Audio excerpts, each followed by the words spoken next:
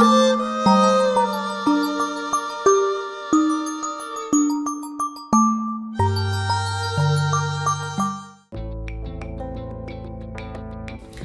YouTube fam, welcome to Athena Virtuous channel and another episode with me, Athena. And in today's video I will be talking about the new moon in Virgo that's going to happen on the 23rd of August. It's going to be at 0 degree and 22 minutes in Virgo. And as you probably heard from many other astrologers, that we will have another new moon, which is actually a solar eclipse on September 21st. It's going to be in Virgo as well. However, the solar eclipse, which is more potent and it's like a new moon on steroid, it's very strong. It's going to be at 29 degrees Virgo, almost 29, 28:59 degree, which is almost 29 degree Virgo. So as you have probably noticed, that the first new moon is going to be at 0 degree, which is an erratic degree, and the second new moon, which is going to be a solar eclipse, it's going to be also at an erratic degree, but at the end of Virgo. Now Virgo, as you see in the chart, there is a south node there in Virgo, and it's going to be in Virgo for a while, as you see in the chart here. Okay, so this is the chart of August the 19th, and as I'm recording today's video on the 18th, and hopefully you're gonna see the video either tomorrow the 19th or the 20th before the new moon. Okay, but I'm pretty sure, especially if you are a water sign, Cancer obviously, or Virgo, you probably noticed and felt this new moon, because it's a strong, potent, and also Aries, because it's a very potent new moon. Once again, it's at 0 degree. But if we look at the chart here, this is once again the chart of the 19th of August. And why I want to show you the 19th of August, because we will have the moon in Cancer. Okay, actually the moon entered into Cancer today, August the 18th, but it's going to form it's already in conjunction with Jupiter, but on the 19th, tomorrow at about 5:55 p.m. it's gonna form an exact conjunction with Jupiter, okay, as you see in the chart here. Okay, and you know, Jupiter is actually under the rulership of the moon, because Cancer is ruled by the moon, and Jupiter is exalted in Cancer, and this is actually very potent aspect. Now, if you notice here that Venus, it's advanced a little bit. Venus is at 23 degree and is getting ready to enter into Leo. So for Cancerian, be prepared for Venus when enters into Leo, because Venus attracts money and opportunities. So it's going to be very potent for Cancer and Leo as well. But anyways, why I want to show you this, if you remember, I mentioned before that the fixed star series is at 14 degree and 26 minutes, and as I mentioned also in my previous video, that the fixed star series moves 1 degree every about 80 years or so. Now some others, they say it's about 72 years, but based on the calculation, I found that actually fixed stars, they move 1 degree every about 80 years. Okay, so but anyways, fixed star series, as you see in the chart here at 1426, so forming conjunction with the moon and Jupiter under the rulership of the moon in the sign of Cancer. So this is very potent aspect, guys. I want you to pay attention. This is this is like kind of awakening to your spiritual capabilities and abilities. This is going to make you very intuitive. You'll get like intuitive messages and channeling messages, and you probably even see visions and things of that nature. Okay, now you're probably going to notice that the moon is going to form a square, okay, with Mars it's actually today already the moon formed a square with Mars. By tomorrow it's going to be separating. It all depends, you know, what's going on in your chart. There could be some sort of somebody gonna push your buttons, or somebody's gonna come at you being aggressive or something like that. You just want to be patient and understanding, because you don't know what the other person is going through. Okay, and that's what Jupiter, and actually in the next couple of days also Mars gonna form a square with Jupiter. I'm gonna show you in the chart here. But you gotta understand, Mars is impatient, Mars is impulsive, Mars is aggression. Okay, Mars wanted to initiate something, want to get things done, okay? And Jupiter is reminding Mars, especially in the sign of Cancer, you have to think about the family, you have to think about the people around you, you have to think about the others, not only yourself, because Mars always of the nature of me, myself, and I, and what works for me and what I need, my needs. Even though under the under the rulership of Venus or Libra, you know, Mars is kind of weak. Okay, because Mars is debilitated here. So even if like you encounter somebody's coming at you aggressive, it's just because of their frustration, because of things are being very slow. You know, Jupiter here in Cancer is superior to Mars, because Jupiter is in its exaltation sign, versus Mars is debilitated. Mars is very weak here in Libra, and in the sign that's opposite to the sign that Mars rules. But anyways, I just want to bring this to your attention. I don't want to talk too much about this, but as you see here in the chart, we're still seeing Saturn and Neptune. So Saturn now is almost going to enter into Pisces. Saturn is at 0 degree and 47 minutes. Yeah, still forming a sextile with Pluto. Both Saturn and Pluto are retrograde. Neptune is retrograde and still sextiling with Uranus. Uranus is forming a trine with Pluto. So this is just the main thing that I want to bring to your attention, but I want to talk mostly about the new moon in Virgo, and I am going to change the chart here, so just bear with me. I'm just gonna clean it up, and we're gonna speak about the new moon in Virgo. Now, everybody knows that Virgo is the sixth house, or the sixth sign of the zodiacal, or in the zodiacal wheel. And what's the sixth house? So this is the chart.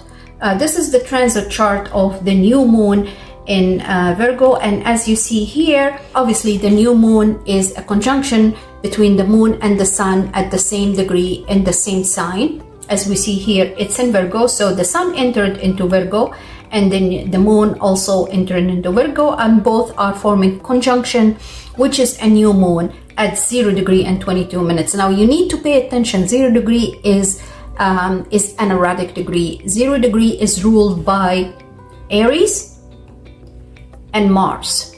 Okay, 0 degree is planting a seed. I mentioned that in my previous video, especially for Virgo, but this is very important for both Virgo and Aries. Why I'm saying that? And also Cancer, okay, and Leo.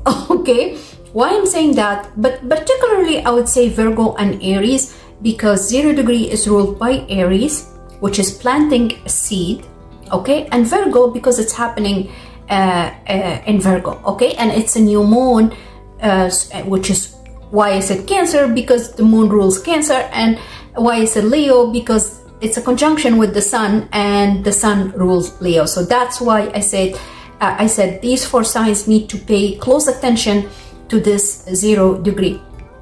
But for me, what I see here, planting a seed, and I always been telling you, anything related to the moon is fated, is destined. It's the destiny. It's what's written in the skies for you. It's what's written in your soul contract. So when we talk about the new moon or the full moon, okay, it's related to something that's going to start in your life. The eclipse, the solar eclipse or the lunar eclipse, they're also fated. They are actually, in terms of potency and in terms of strength, they're more stronger than the regular new moon and full moon.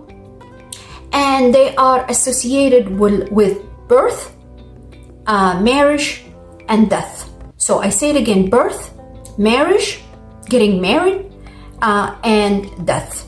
Okay, so these are the eclipses and the new moons and the full moons. That's what they are associated with. Okay, so now going back to Virgo, which is the 6th house of the zodiacal wheel. The 6th house in traditional astrology, in ancient astrology, is associated with bad fortune, the evil houses.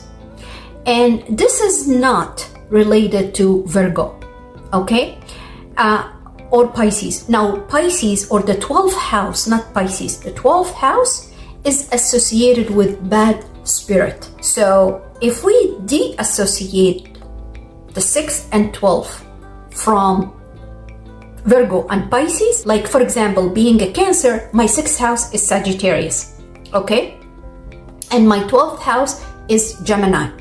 So I'm just giving you an example. So it doesn't have to be Virgo and Pisces. You need to look at your natal chart. But in the zodiacal wheel, okay, Aries is house number 1, Virgo is house number 6, and Pisces is house number 12. So let me explain to you why the 6th house is associated with bad fortune, the 12th house is associated with bad spirit, and these two houses are considered evil houses. I'll tell you why. First of all, why it's bad fortune. The 6th house is related or associated with the service that we render with minimal pay. Okay, so you're gonna get paid. So there is a return on your service, but it's minimum, okay? Minimal wage. You provide services for those who are unfortunate, for those who are with disability. And the 6th house is associated with illness. Most of the time, it's physical illness. The 12th house is associated, and also the 6th house, before I move to the 12th house, also the 6th house is associated with enemies, open enemies. The 7th house is actually associated with how you deal with those open enemies. Okay, so the 7th house is the second from the 6th. So the 6th house is you're dealing with your co-workers, your colleagues, your daily routine, your schedule, your health matter, your pets, and so on and so forth. And the 2nd house from the 6th house, which is technically the 7th house, you deal with all these matters, okay? You handle these people. So it's your business partners, it's your spouse, it's also how you handle your open enemies. So on top of that, the 6th house, as I said, is about people who provide service. So we call them here in North America frontline workers. So who are frontline workers? Frontline workers are nurses, because nurses, they provide services to patients, to ill people, right, in hospitals.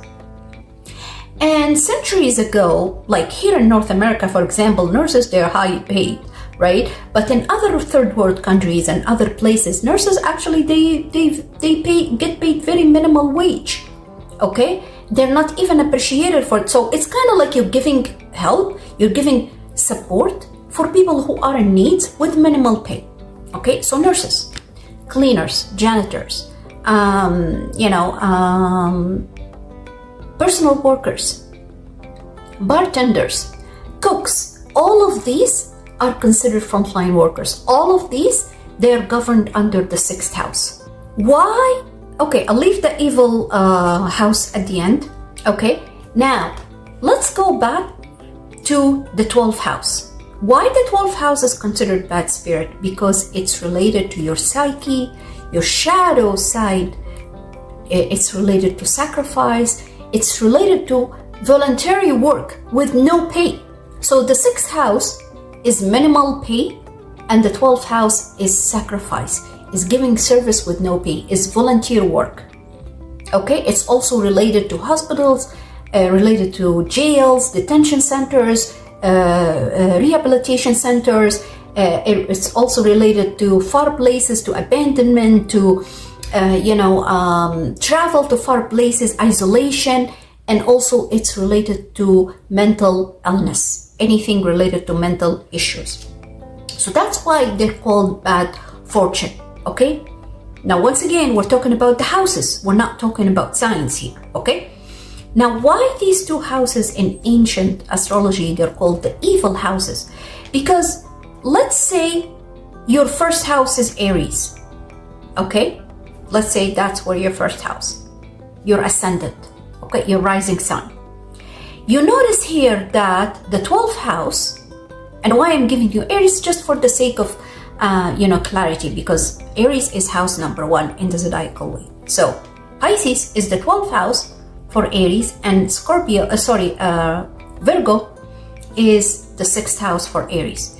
You will see here that both the 12th and the 6th house are not forming any kind of aspect with the first house, with your ascendant, okay?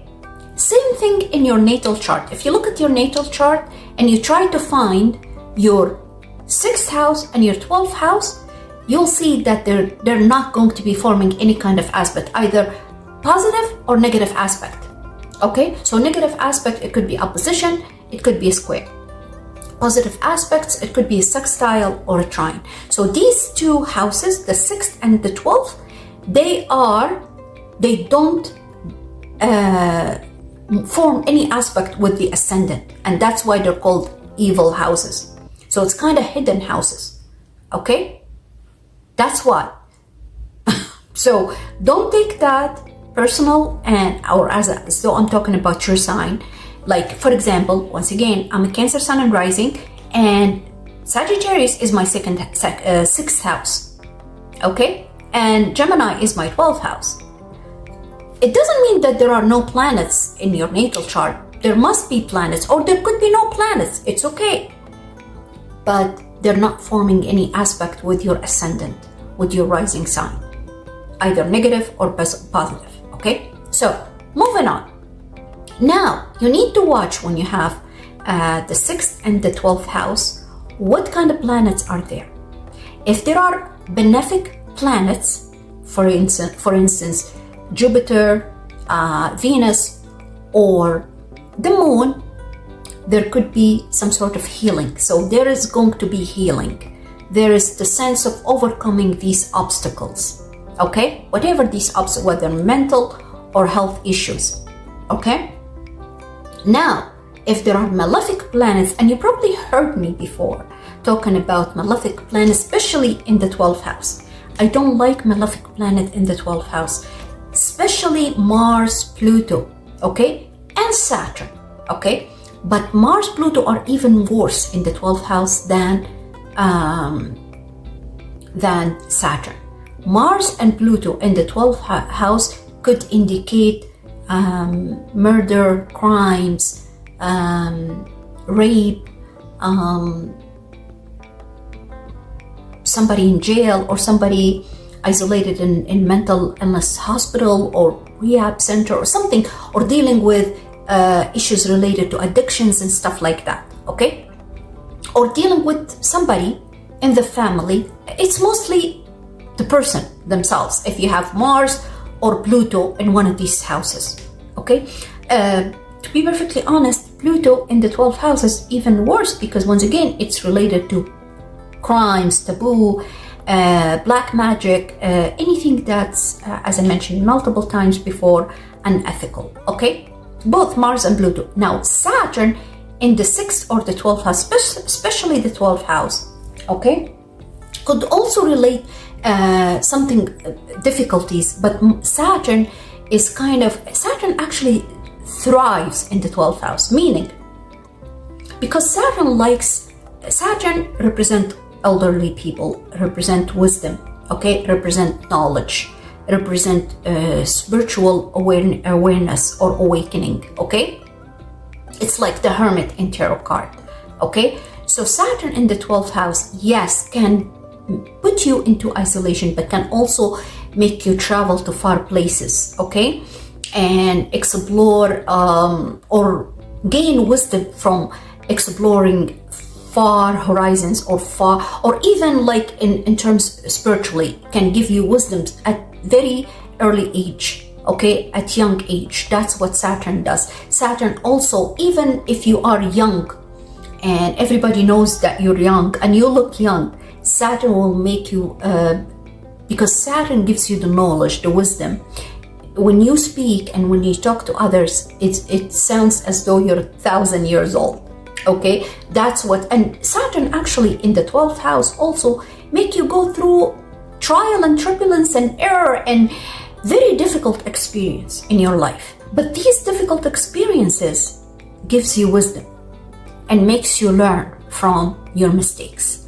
Unless Saturn is making a hard aspect with another planet in your natal chart, then it's like, you're going to be dealing with karma. But Saturn usually in the 12th house, although makes you go through difficult situation, makes you kind of isolated or away from the family. Yeah, because Saturn in 12th house, to be perfectly honest, will make you even travel to far places. Okay, immigrate. Okay, it represents immigration. Okay, but also gives you wisdom. Okay, so moving on, I just want to explain to you, you need to see natally what's there in the 6th and the 12th house. So if there is, as I said, a benefic planet like Jupiter, Venus, the moon, this is actually really good. So let's say, for example, you are Virgo, okay? Your sun sign in Virgo, but your rising is in Aries. So technically Virgo is your sun sign, but also your 6th house, right?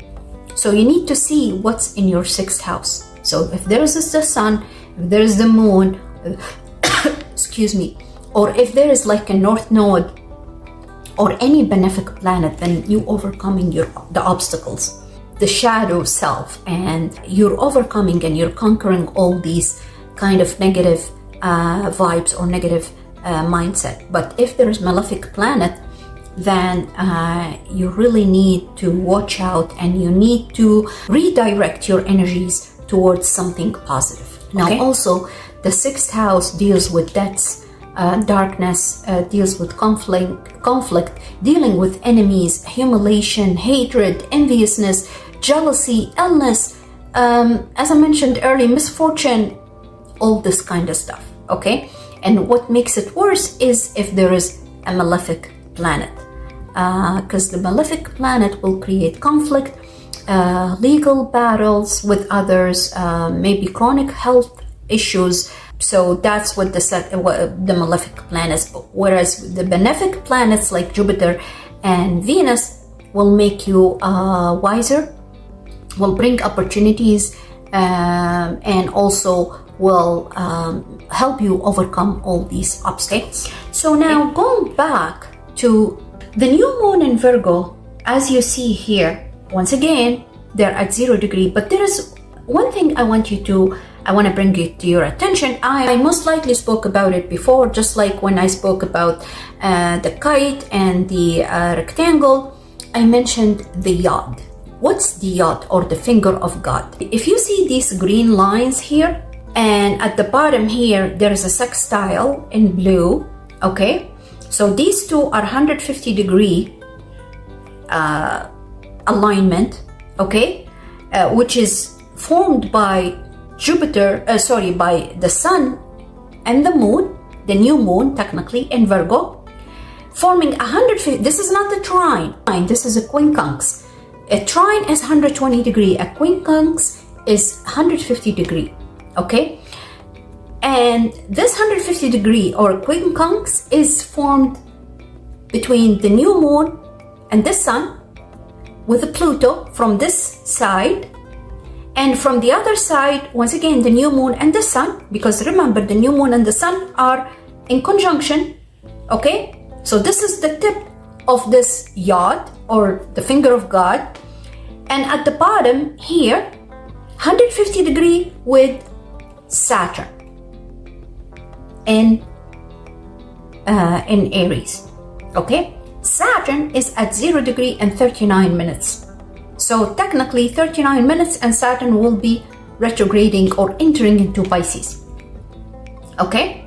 And then there is a 60 degree here or a sextile formed between retrograde Saturn at 0 degree and Pluto at 1 degree and 56 minutes. Okay?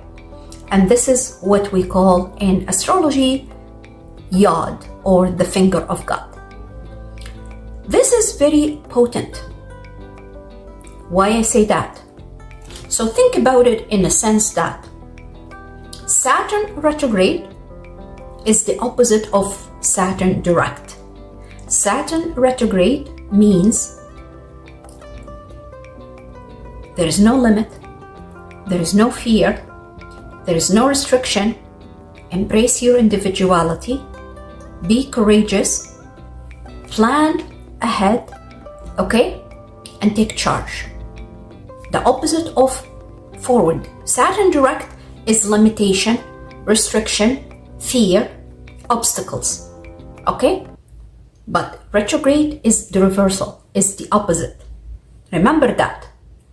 I want you to pay attention because I'm sick and tired of telling you, if you're listening to astrologer who they don't know and mix up between the planet when it's direct and the planet is retrograde, it's your responsibility to figure out why they're confusing us, why they're giving us false information. I'm tired of pinpointing to these things. The planet retrograde is you need to reflect on the planet behavior or qualities when it's direct. So reflection and, a reversal of what the planet does when it's direct. So now Saturn retrograde, there is no fear, there is no, technically Saturn retrograde in Aries is kind of weak, okay? Losing momentum. Saturn prefers to be in Pisces than in Aries, okay? In a sense that Saturn, now especially for Aries, because once again Saturn thrives in the 12th house versus the first house, okay? Anyways, Saturn is forming a trine with Pluto. Pluto also is retrograde. So what's a Pluto retrograde? So there are hidden situation, hidden people, hidden factors, something hidden. That's these two planets working together to bring it to fruition, to help you manifest what you need to manifest. So this finger of God, or this Yod, basically, which is on at the tip of the Yod here, it's the new moon and the sun at 0 degree, planting a seed, manifesting something new, initiating something new in your life, okay, which is technically fated and destined. Here, these two planets, Saturn and Pluto, are working together to help you, to assist you in your manifestation, to bring this dream or to bring this wish or this manifestation into reality, okay? That's what the finger of God, it's like the God is pointing at you, finger of God. This is going to happen.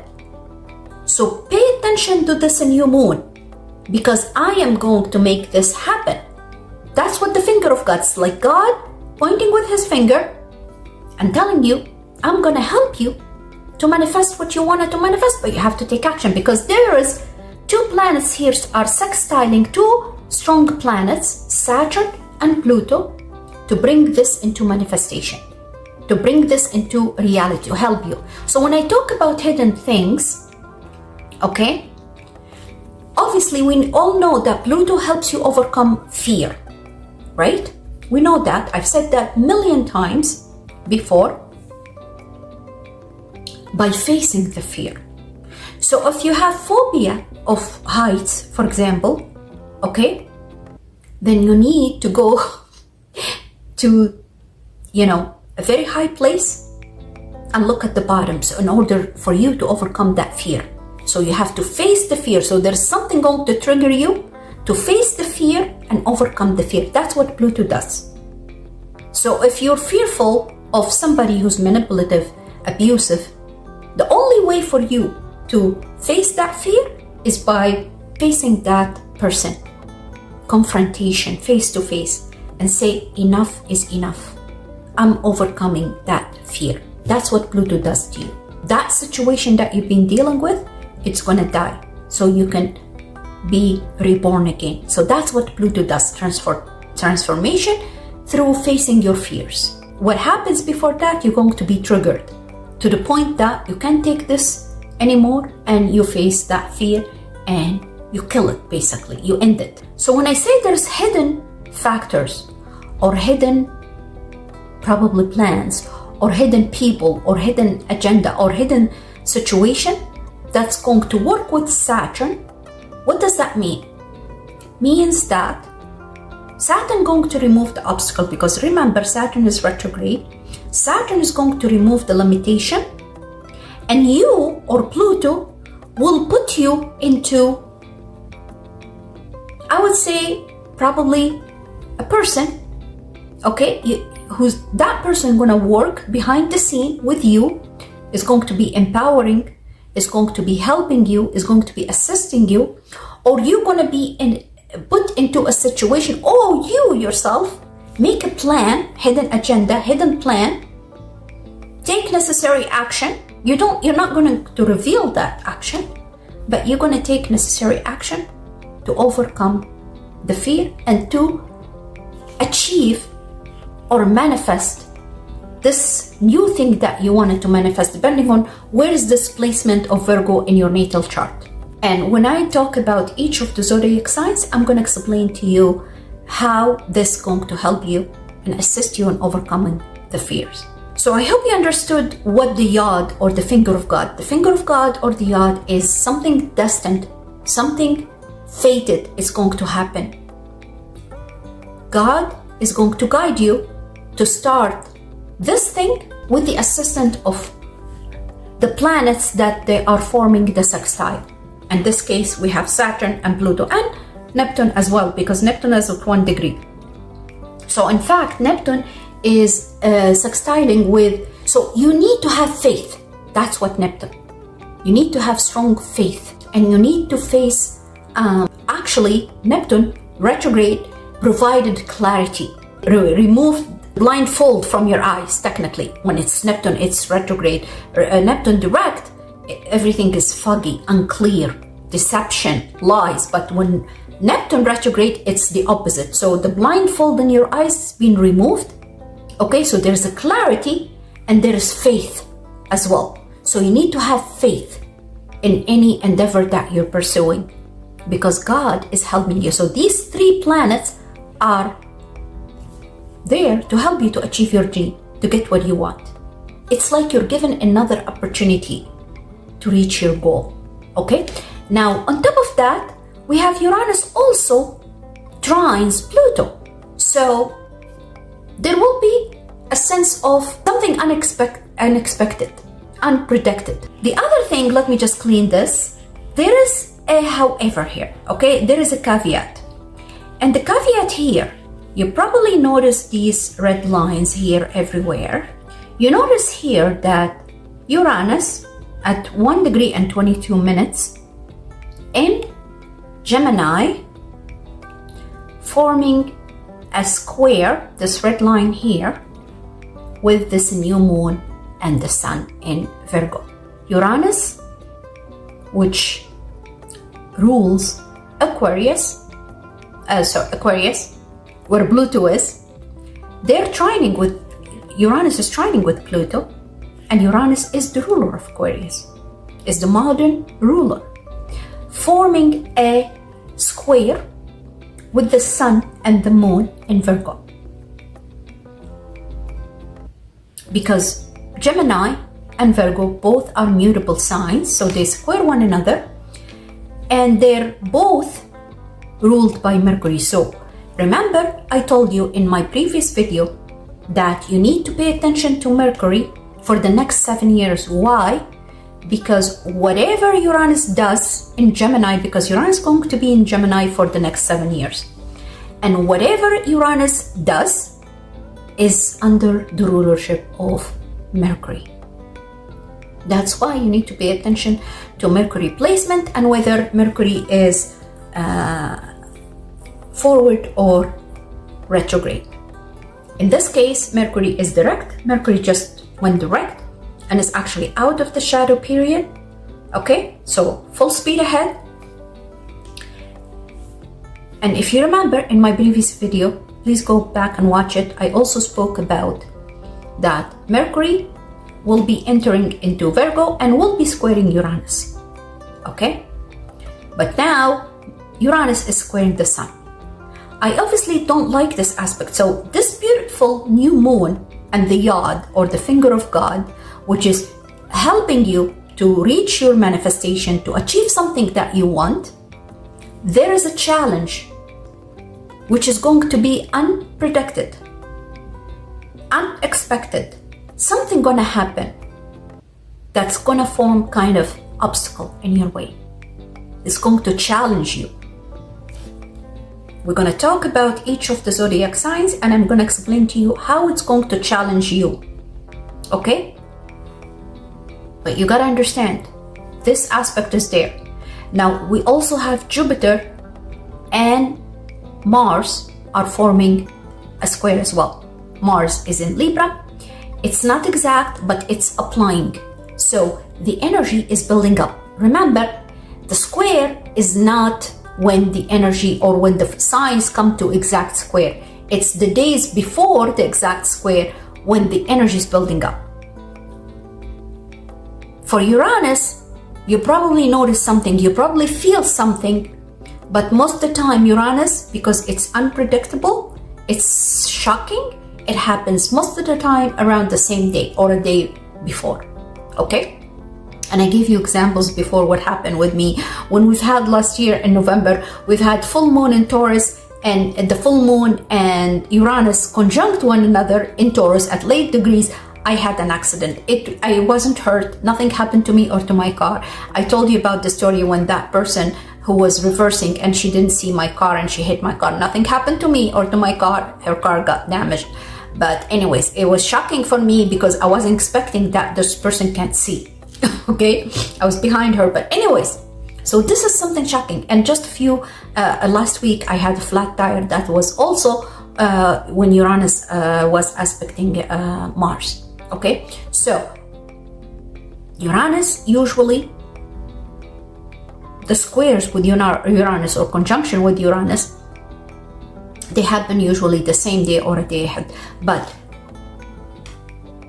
anything related to Uranus. Okay, but what I'm trying to say here, also Jupiter squares Mars and the energy is applying, so you'll feel that tension or that aggression. Somebody is being aggressive with you or demanding or whatever. Okay, because Mars here is very, very impatient, but Libra or Venus, because Venus rules Libra, is trying to calm him down. Okay, and Jupiter is reminding Mars that it's not only about you, you need to think about the people around you. Okay, that's what Jupiter, and you need to be patient and you need to be considerate to other people. So these are the aspects that I want you to be aware of, and I'm going to explain once again to each one of you, okay, how is this going to affect you.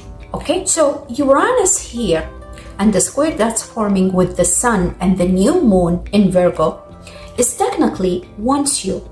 Remember, I mentioned before that Uranus is the divine intervention and is a reminder from the God or the divine that you came on planet Earth. You incarnated on planet Earth in order to achieve a dream. So this is a reminder. Uranus wants you to be liberated, wants you to be awakened. Okay? So Uranus here, it's like in order for you to achieve this dream or to get to your manifestation or to start something new, you need to deal with a certain situation. It's kind of test to test your ability to overcome obstacles in your way and how you're going to overcome those obstacles. Uranus is something, as I said, shocking, unpredictable, okay? But you have no option but to deal with it. And you have to roll with the punches and whatever the situation, go with the flow. Whatever happens, you have to deal with it. Whether it's shocking, whether it's positive or negative, you have to deal with it. That's what Uranus. But it's also going to give you a big sigh of relief, and the feelings or the sense of that you're able to overcome those obstacles. Because remember, any obstacle come your way, it's an experience. You learn from it. So I try to simplify as much as I can. And as I said, when we go through each of the zodiac signs, you're going to be and have better understanding of how is this going to affect you personally. Now, not personally based on your sign, because I don't know what's going on in your natal chart, in your birth chart. Now, the other thing I want you to pay attention is, I spoke about Jupiter and Mars.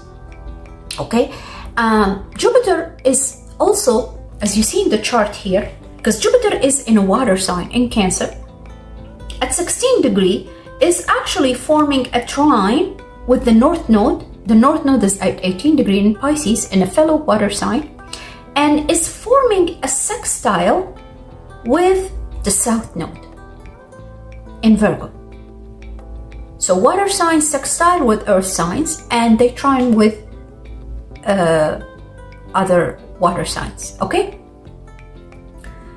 what does that mean? Jupiter here is emphasizing the fact that you need to have faith and believe that I'm going to assist you to reach or to be in alignment with your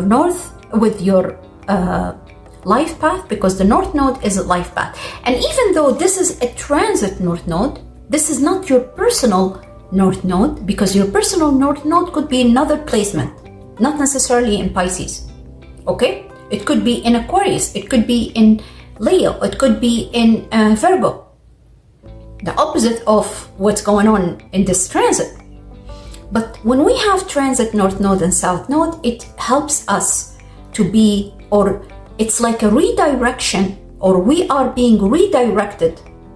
It's a kind of detour to be put in alignment in the direction of your life path. So your North Node, your natal North Node, is your own life path.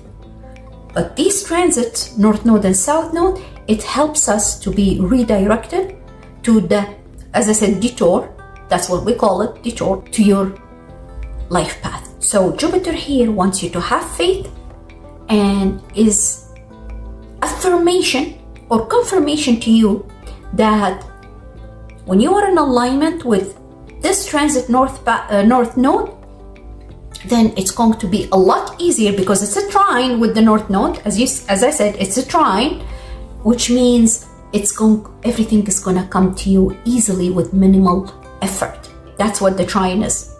And Jupiter sextile the South Node means it's going to help you to clear the clutter, declutter your life, clean your life. Because remember, the South Node is about past karma, past situation, past life experience.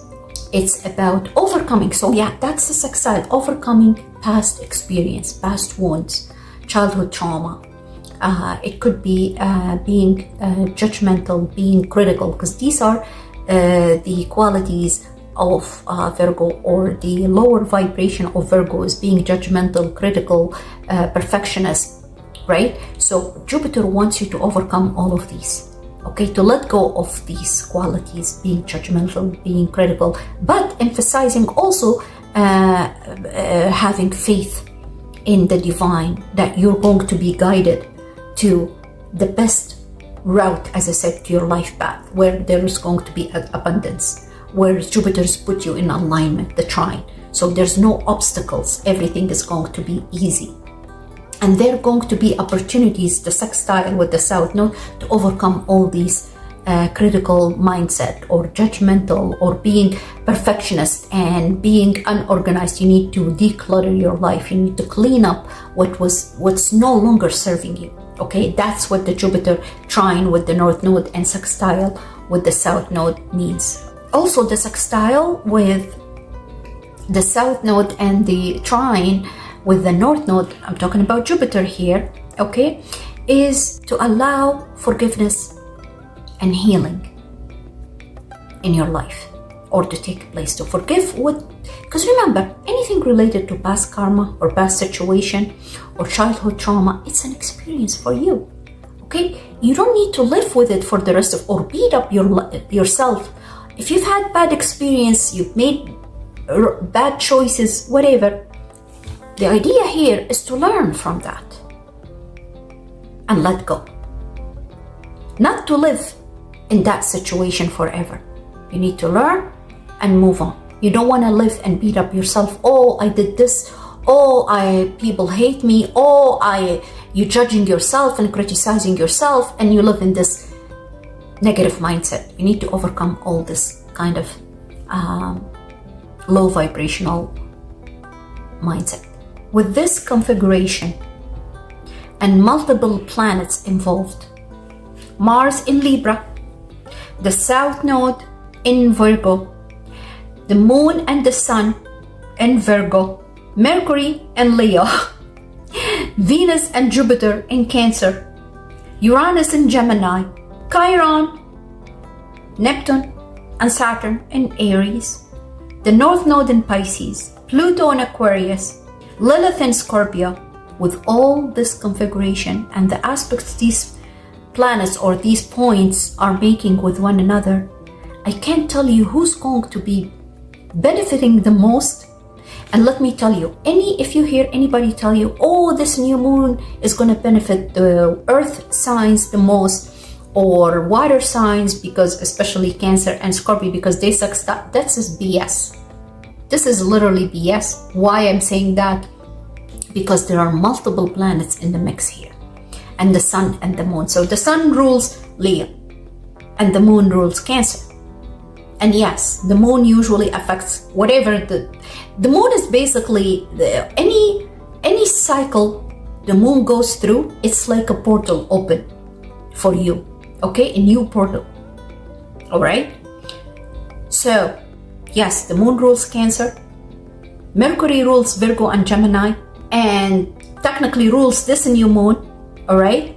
The South Node is in Virgo. Mars rules Aries and Scorpio and is in Libra. Venus and Jupiter in Cancer, and Venus rules both Libra and Taurus. Jupiter rules both Sagittarius and Pisces. So you can't pinpoint who gonna benefit the most. They're all, and especially with the finger of God, with the yacht here, everybody's gonna benefit from this, the yacht or this new moon. However,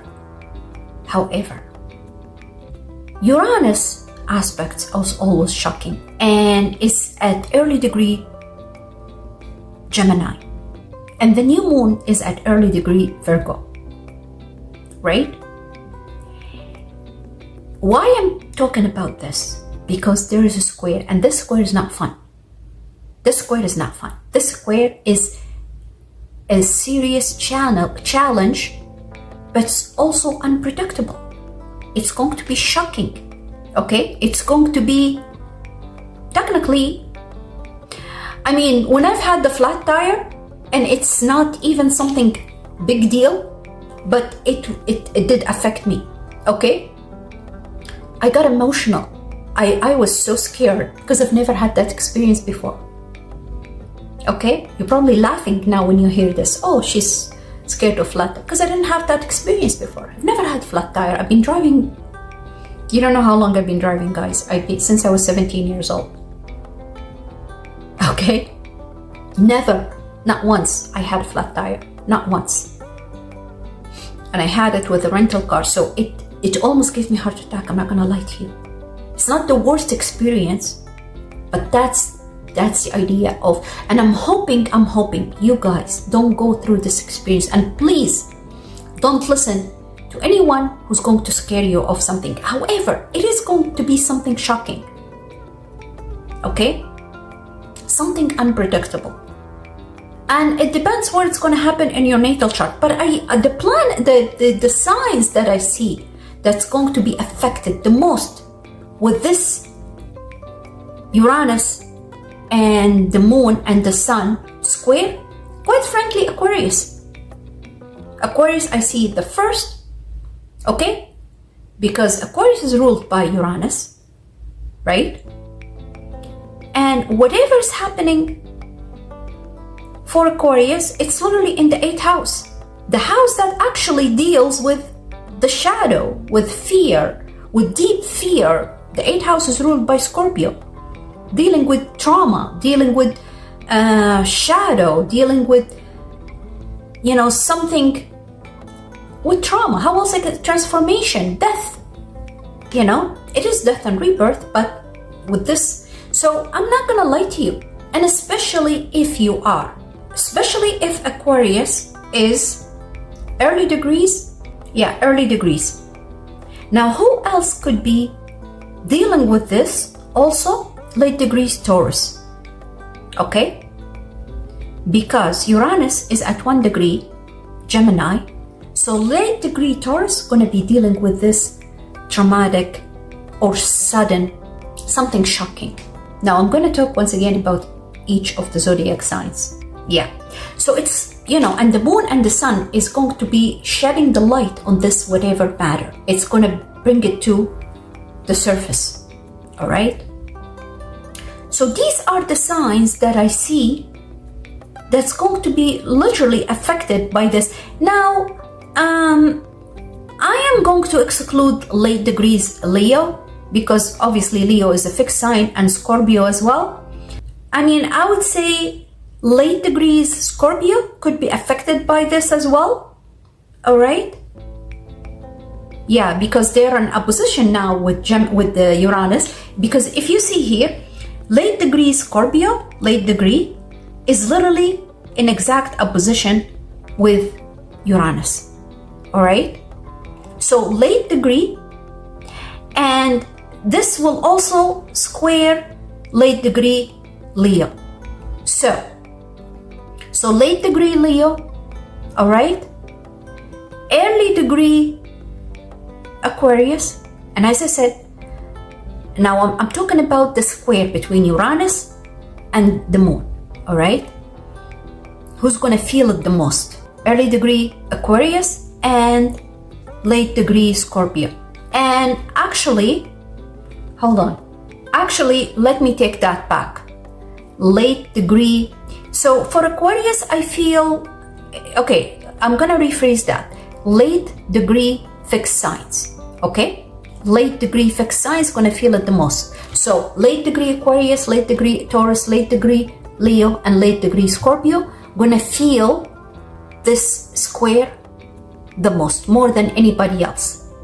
Okay, it's gonna affect us all, but these are the signs that's gonna be affected by this. So enough of this. Now I'm gonna move into each of the zodiac signs, and I'm gonna explain to you how this is going to be affecting each one of you.